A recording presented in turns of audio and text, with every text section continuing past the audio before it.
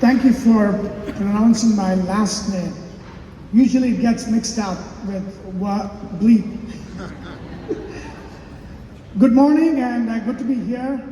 It's actually afternoon in Houston. So let me start this way. I'll tell you a story. The year is 2016. I was doing my MBA at the time. And during the second year of MBA, you have to do a capstone project, like a one-year project. I'm an electrical engineer, and I have a master's in electrical engineering. I used to work for Hewlett Packard, and my intention to do MBA was to, accelerate my career in the tech world. At the same time, but unknown to me, my wife, Dr. Bhavna Rao, she's here. She just flew in last night to be here with me.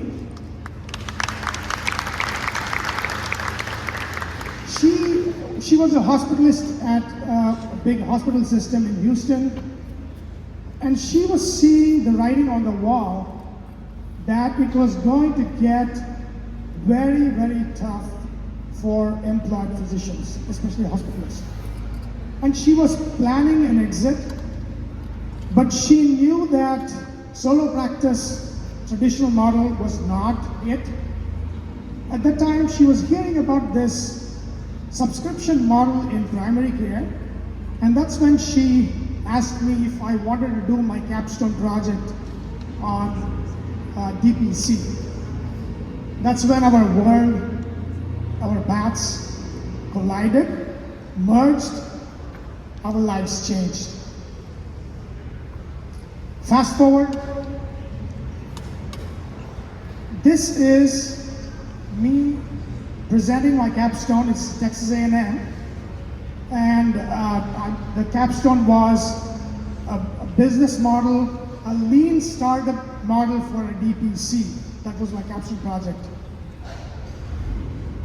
That's my project report, and you can see the name Meridian Springs Primary Care, the website, the logo, the tagline, everything was done as part of my capstone project. So I graduated May 19th, 2017, and we opened doors May 1st, 2017. Of course, everything is easy on paper, but there's a lot of hard work, especially because we are both full-time employed. This is us transporting an office desk at 2 a.m. just a week before we opened doors. But everything was worth it just because of this. This is day one, own clinic, exit from the system.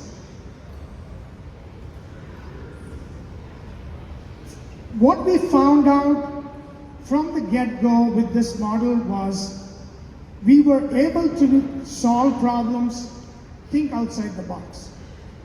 A couple of months after we opened doors, Houston was hit with Hurricane Harvey. There was huge flooding, and almost for a week, none of the hospital systems, none of the medical facilities were open. We had telemedicine from day one, like any other DPC. And we did not have the constraints and the chains of the CPT code. And we were seeing a lot of messages, frantic messages from parents on WhatsApp groups and Facebook groups, mostly parents with sick kids. So we decided, let's open it up. Let's open telemedicine to all of Houston for free. And that 1 week, we saw over 100+ kids that did not have anywhere else to go. This is Shell recognizing us as one of the heroes of Houston for the work we did during Harvey. Same thing.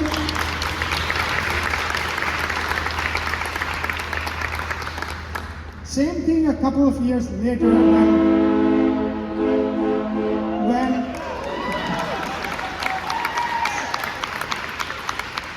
Same thing a couple of years later when COVID hit, A lot of our doctor friends who were doctors in the hospitals around, they did not have access to N95 masks. I think all of you know more than me about that.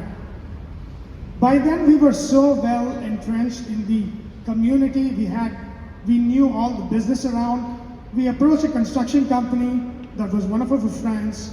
They gave access to their suppliers, and we were able to order over 2,000 masks and distribute to all of the doctor friends who did not have access to these masks. That's one of the things. A year later, we decided with our friends and members, we would raise some money to abolish medical debt in our community. So we were able to abolish over $600,000 in debt, giving 389 families in our community their lives back.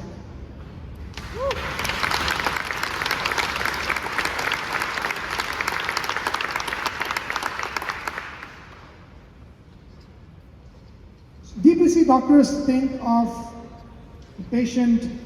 doctor-patient relationships, work-life balance as a great thing. Yes, it is.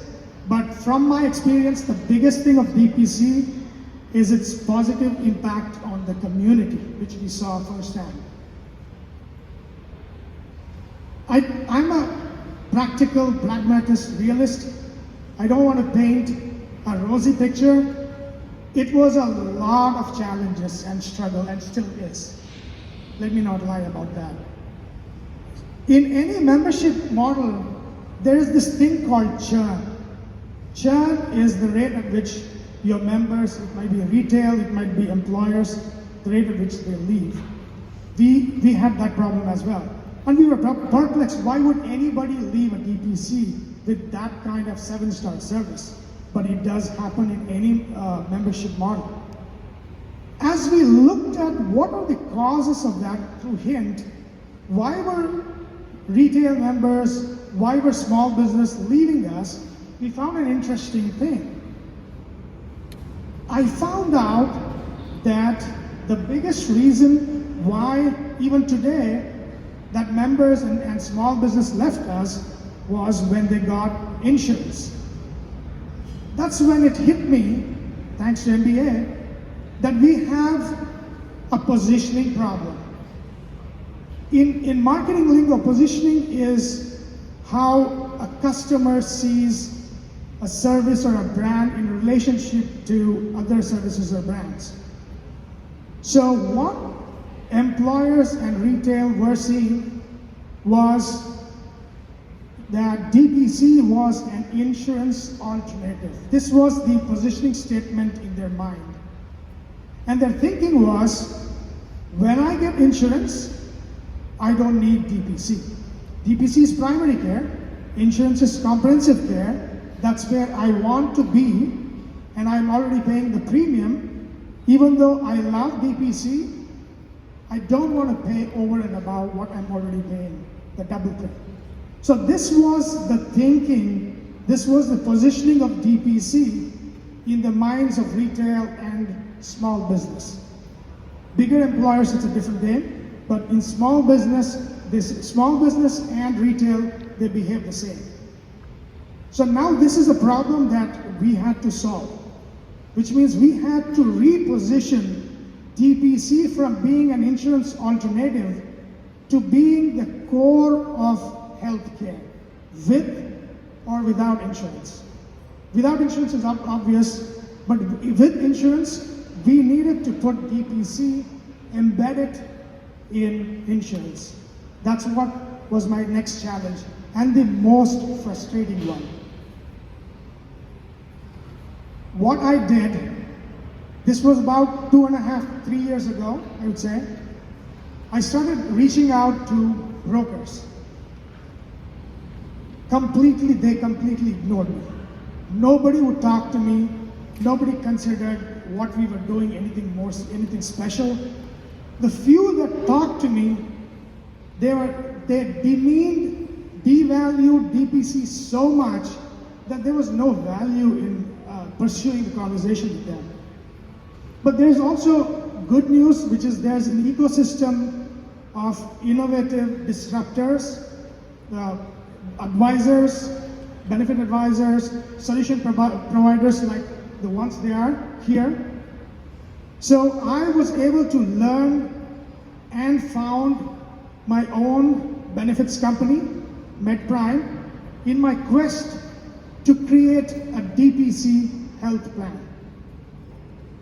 And by the way, the brokers that ignore me today, some of them are my agents that sell my DPC plan.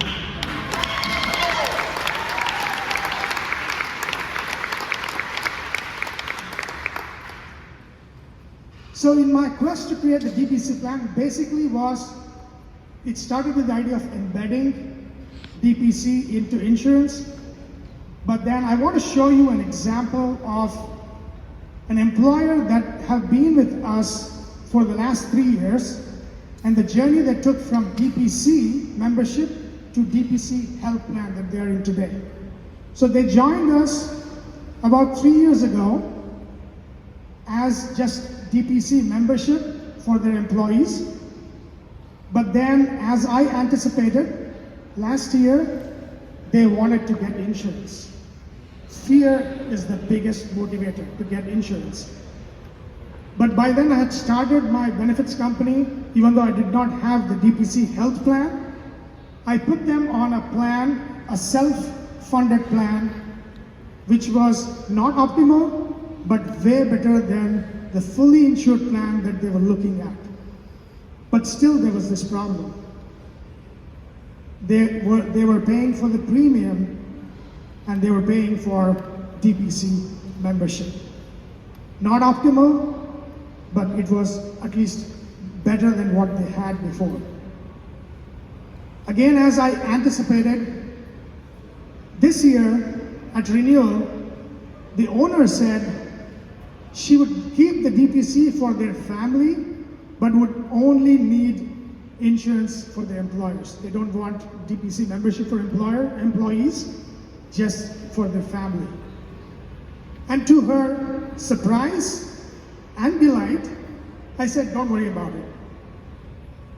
I showed her this plan. DPC, I said, is already embedded in this plan. You don't have to make the choice. It's already there. She was elated. But there is a trifecta here. Just embedding DPC in a health plan is not a big thing. I mean, anybody can do that. But what this plan did, working with underwriters, we found that when you embed a DPC in a health plan, it actually brings the risk level of the group way below. That means it translates to a lower premium. So it's not just a single payment, it's now a lower risk tier that the employer can get. More than that, the trifecta, when in this plan, the DPC doctor actually steers the patient to the right level of care, at the right price, in the right location. Of course, the level of care comes from the DPC. We provide the doctor with the performance and quality metrics that then they can use to make the choice to steer the patient to the right level of care and the right place and the right price. What happens then? As you can see in this plan, the out-of-pocket cost is $0 for the patient. The same group had an employee just last month that was diagnosed with a catastrophic issue that needs surgery. She's scheduled to have the surgery next month. Guess what is her out-of-pocket cost? $0. Because she is making the decision with her PCP, with her DPC doctor. $0. This is the trifecta. You might be wondering, how is all this relevant to you? You know, selling these kinds of plans is for big DPC, not for a single doctor. We all know the sinking feeling which I've had when you go talk to an employer and they say, how many doctors, how many locations? The conversation ends there. So this is the Hint Connect picture I wanted to show you. What Hint has done has democratized DPC. You don't have to be big, you just need to appear big. That's what Hint Connect does. So with anybody, any one of you, regardless of the size, can sell a DPC health plan. So one takeaway I want you to have, if you forget everything I said, one takeaway I want you to have is that you are in a DPC mindset.